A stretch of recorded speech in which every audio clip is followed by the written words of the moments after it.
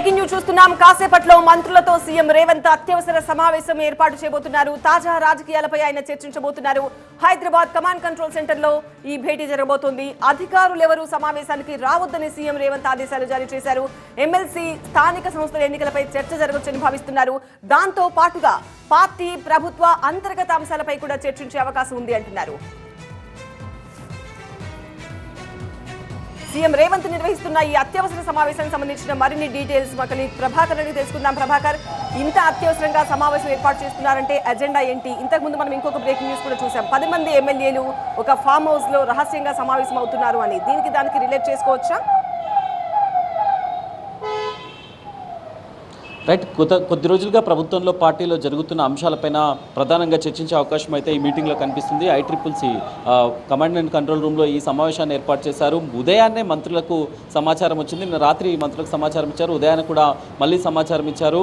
11 గంటలకి సమావేశం ఉండబోతుంది అని చెప్పారు. సీఎం మంత్రులతో పాటుగా వేరే ఎవరు కూడా ఉండకుండా అధికారులు, సాధారణంగా అఫీషియల్ మీటింగ్కి సీఎం మీటింగ్కి అధికారులు అటెండ్ అవుతారు. కాకపోతే ఇప్పుడు అధికారులు కూడా అటెండ్ కావట్లేదు అన్నట్టుగా తెలుస్తుంది. మంత్రులందరూ కూడా ఇంతకుముందే మినిస్టర్ క్వార్టర్స్ నుంచి కొందరు తమ నివాసాల నుంచి నేరుగా కొంతమంది ICCCకి అయితే చేరుకుంటున్నారు. పార్టీలో జరుగుతున్న కొన్ని పరిణామాలు, అట్లాగే ప్రభుత్వంలో అంతర్గతంగా మంత్రుల పర్ఫార్మెన్స్, అట్లాగే కొన్ని అంశాలకు సంబంధించి పూర్తి స్థాయిలో చర్చించనున్నట్లయితే తెలుస్తుంది. ప్రతిసారి కూడా కొంత 1 year అయిన నేపథ్యంలో ఒకసారి రివ్యూ చేసుకుందామన్న ఆలోచనలో రేవంత్ ప్రభుత్వం చాలా రోజులుగా ఉంది. సో ఈ నేపథ్యంలోనే ఈ రోజు ఈ మీటింగ్ను పెట్టుకున్నారు.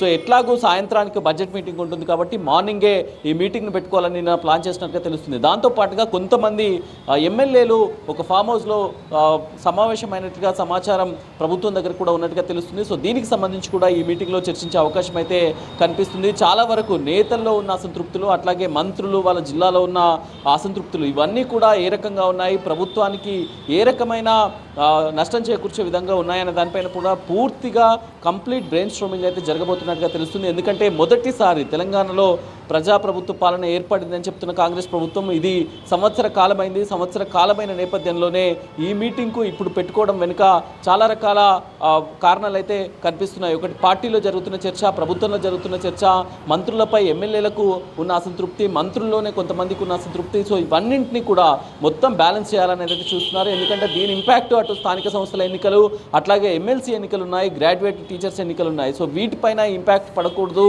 గ్రౌండ్ లెవెల్లో కోఆర్డినేషన్ లోపం ఉంటే మాత్రం స్థానిక సంస్థల ఎన్నికల్లో కష్టంగా మారే అవకాశం ఉంటుంది. కాబట్టి ఎట్టి పరిస్థితులలో కూడా బీఆర్ఎస్ కానీ బీజేపీకి కానీ స్కోప్ ఇవ్వద్దు అని అంటే మంత్రులు, సీఎం, ఎమ్మెల్యేలు ప్రతి ఒక్కరూ సమిష్టిగా పనిచేయాలనే దానిపైన సీఎం రేవంత్ చాలా పర్టికులర్గా ఉన్నారు. సో ఈ నేపథ్యంలోనే గతంలోనే చెప్పారు, గతంలో న్యూ ఇయర్ రోజు కూడా సీఎం చెప్పారు, ప్రతి ఎమ్మెల్యే పర్ఫార్మెన్స్ నా దగ్గర ఉంది, మంత్రుల పర్ఫార్మెన్స్ నా దగ్గర ఉంది, ఆ పర్ఫార్మెన్స్ షీట్ అంతా కూడా తీస్తున్నామని చెప్పారు. సో ఈ నేపథ్యంలోనే మంత్రులకు ఈరోజు క్లియర్ కట్గా ఆదేశాలు జారీ చేసే అవకాశాలు అయితే కనిపిస్తుంది. సీఎంగా ఇంకా స్పీడ్ పెంచుతానని ఆ రోజు కూడా చెప్పారు. దావోస్ నుంచి వచ్చినాక కూడా ఫిబ్రవరి తర్వాత నా అసలు రూపం చూస్తారని కలెక్టర్ల కాన్ఫరెన్స్లో కూడా చెప్పారు. సో ఇవన్నింటికి కూడా కొరిలేట్ చేసుకోవచ్చు. ఇదంతా కూడా, ఈ వ్యవహారం అంతా కూడా ఈ రోజు మంత్రులతో సమావేశం పెట్టి సంవత్సరం పాటు మనం టైం తీసుకున్నాం. ఇక 4 సంవత్సరాలు రాష్ట్రాన్ని పరుగులు పెట్టించాలి అంటే ఒక అగ్రెసివ్ డెసిషన్స్ అయితే తీసుకోవాలి, అగ్రెసివ్గా వెళ్లాల్సిన అవసరం ఉందని అయితే సీఎం భావిస్తున్నట్టుగా తెలుస్తుంది. ఆ నేపథ్యంలోనే చాలా వరకు ఉన్న అంశాలన్నింటినీ సార్ట్అవుట్ చేసుకునేందుకే ఈ సమావేశాన్ని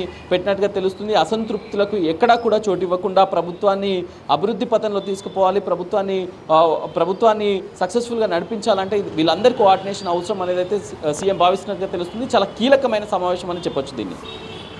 రైట్ ప్రభాకర్, అది కాసేపట్లో మంత్రులతో సీఎం రేవంత్ నిర్వహించబోయే అత్యవసర సమావేశానికి సంబంధించిన డీటెయిల్స్, ముఖ్యంగా తాజా రాజకీయాలపైనే ఈ సమావేశంలో చర్చించబోతున్నట్టుగా తెలుస్తోంది. హైదరాబాద్ కమాండ్ కంట్రోల్ సెంటర్లో ఈ భేటీ జరగబోతోంది.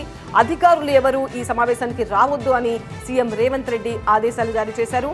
ముఖ్యంగా ఎమ్మెల్సీ స్థానిక సంస్థల ఎన్నికలపై చర్చ జరగవచ్చని భావిస్తున్నారు. ఆ ఎన్నికలతో పాటుగా పార్టీలో జరుగుతున్న అంతర్గత పరిణామాలకు సంబంధించి, కొంతమంది కేబినెట్ మంత్రులకు సంబంధించి ఉన్న అసంతృప్తి కావచ్చు, సమన్వయ లోపం కావచ్చు, ఇటు ఎమ్మెల్యేలకు, మంత్రుల మధ్య కావచ్చు, ఇలా చాలా అంశాలపై ఇవాళ ఫోకస్ చేసే అవకాశం కనిపిస్తోంది.